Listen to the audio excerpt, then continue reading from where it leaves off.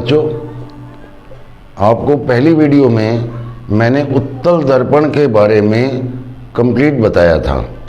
आज इस वीडियो में आपको उससे आगे अवतल दर्पण के बारे में संक्षिप्त में बताया जाएगा। आप देखिएगा किस प्रकार से क्वेश्चन आते हैं, किस प्रकार से आपको उत्तर देने हैं।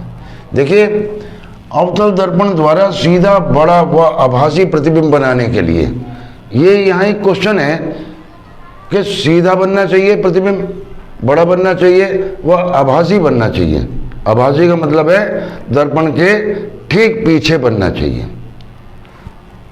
बनाने के लिए वस्तु को दर्पण के सामने ध्रुव व फोकस के बीच रखना होगा।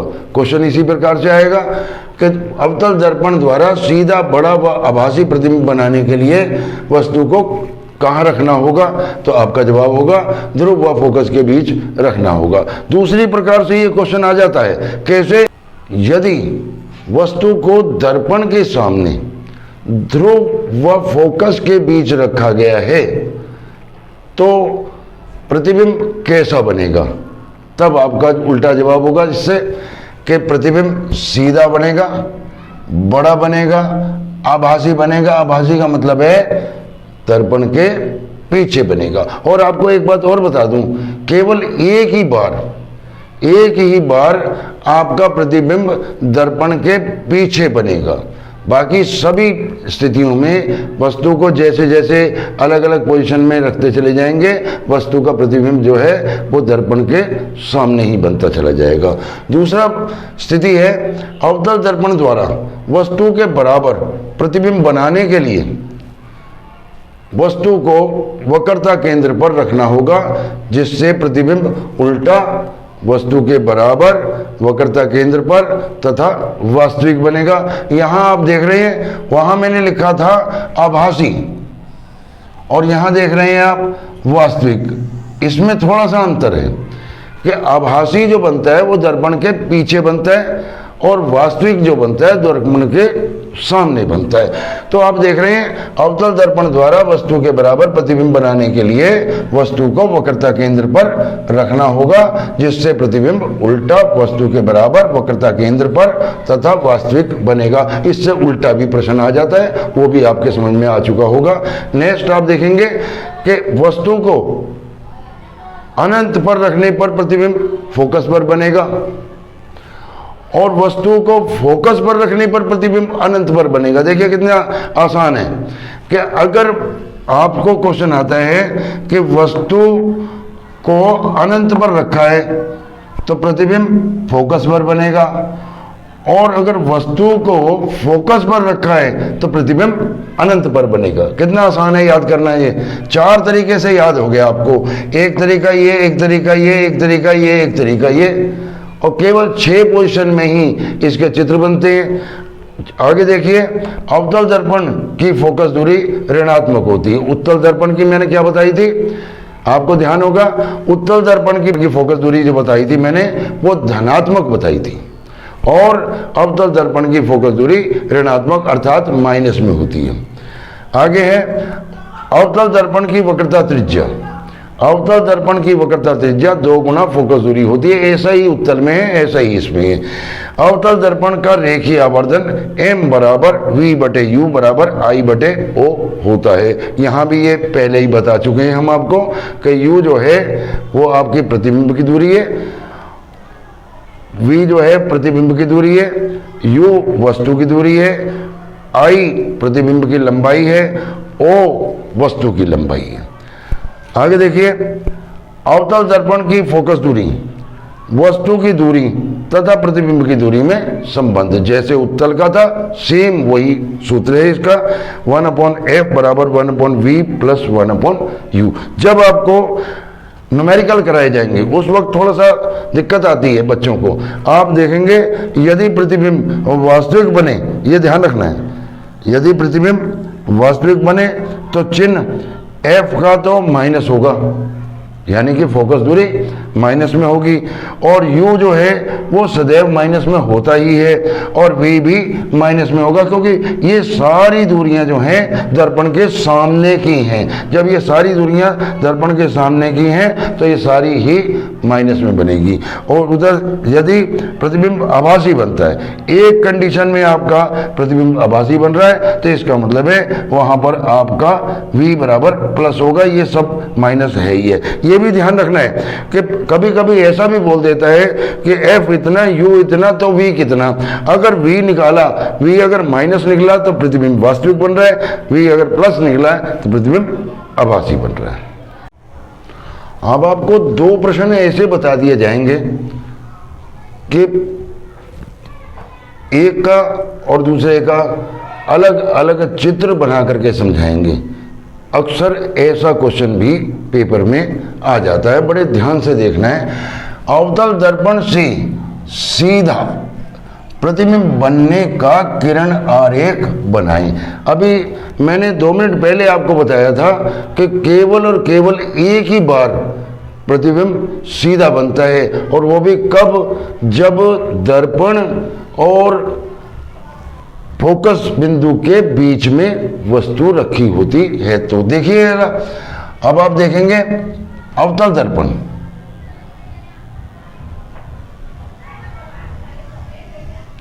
इस प्रकार से आपने अवतल दर्पण बनाया, और इसके पीछे आपने पॉलिश कर दी।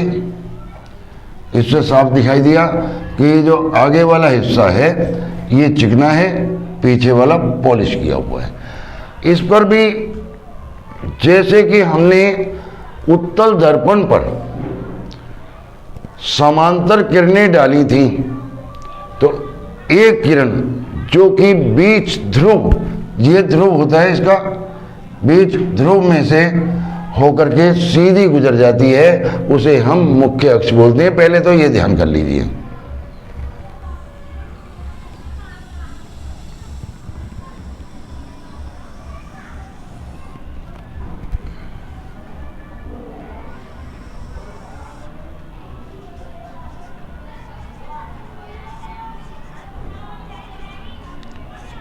इसे क्या बोलते हैं? मुख्य अक्ष।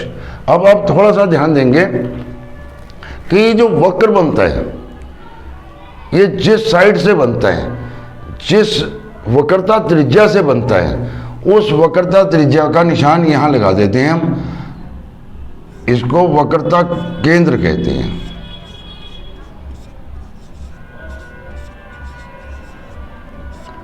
ये वो केंद्र है जिसमें प्रकार की दूरी भर करके ये चाप लगाया हुआ है। अब आप देखेंगे कि ठीक इसके और ध्रुव, ये ध्रुव होता है कि ठीक बीचों बीच आपने एक निशान लगाया, उसको आप F बोलेंगे, क्योंकि अभी मैंने आपको बोला था कि फोकस दूरी जो है वो वक्रता त्रिज्या की आधी होती है। फोकस बिंदु कहलाएगा ये। तो अब आप देखेंगे हमने अभी एक क्वेश्चन लिया है, अवतल दर्पण से सीधा प्रतिबिंब बनने का किरण आरेख बनाइए। यदि हमने एक क्वेश्चन याद कर लिया था इससे पहले, तो क्वेश्चन में क्या था हमारा कि जब वस्तु फोकस बिंदु और ध्रुव के बीच में रखी जाती है तो प्रतिबिंब सीधा बनता है। आप देखेंगे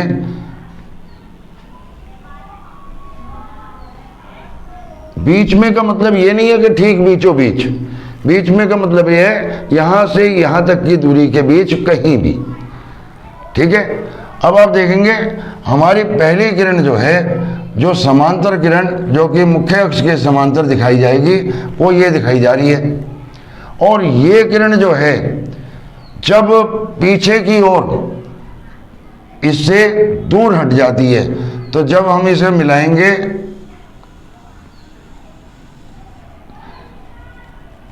तो पीछे दूर हटना दिखाएंगे, पीछे जो है दूर हटना दिखाएंगे। और दूसरी किरण जो कि यहां से दिखाई जाती है, ये तो किरण इससे यहां तक जा करके फिर फोकस से वापसी और इधर दिखाई जाएगी, और दूसरी किरण यहां से दिखाते हुए और इसको सीधा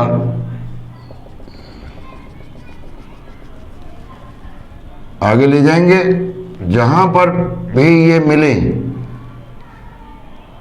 वहीं पर जो है आपका प्रतिबिंब बनता है। ये वस्तु हो गई, वस्तु ए बी, और ये प्रतिबिंब ए डैश बी डैश। आप देख रहे हैं अवतल दर्पण से सीधा प्रतिबिंब बनाने का किरण आरेख बनाइए। तो आप इसमें ये भी चीज देख रहे हैं जो मैंने इससे पहले बताया कि प्रतिबिंब जो है बड़ा बन रहा है, पीछे बन रहा है तो आभासी बन रहा है, और सीधा बन रहा है। एक क्वेश्चन इस तरह से आ जाता है कि अवतल दर्पण द्वारा वस्तु के बराबर, ठीक जितनी वस्तु है उसी के बराबर प्रतिबिंब बनने का किरण आरेख बनाइए। इसको दो तरफ से भी दे सकते हैं कि अवतल दर्पण द्वारा 2f पर रखी वस्तु का प्रतिबिंब बनाइए, इस तरह से भी दिया जा सकता है। तो आपको ये याद होना चाहिए कि 2f पर रखा हुआ प्रतिबिंब जो है कैसे बनता है और अवतल दर्पण द्वारा वस्तु के बराबर प्रतिबिंब कैसे बनता है। अब आप देखेंगे इसको, फिर आप जो है एक वक्र बनाएंगे, इसके पीछे पॉलिश करेंगे,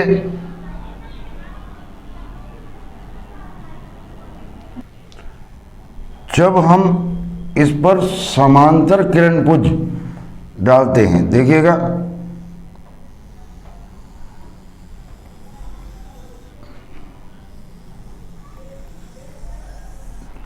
तो समांतर किरण पुंज डालने पर हमारे आसपास की किरणें छोड़ करके ठीक बीच की किरण जो कि ध्रुव में से होकर के सीधी चली जाती है आरंभ पार, इसको हम मुख्य अक्ष बोलते हैं।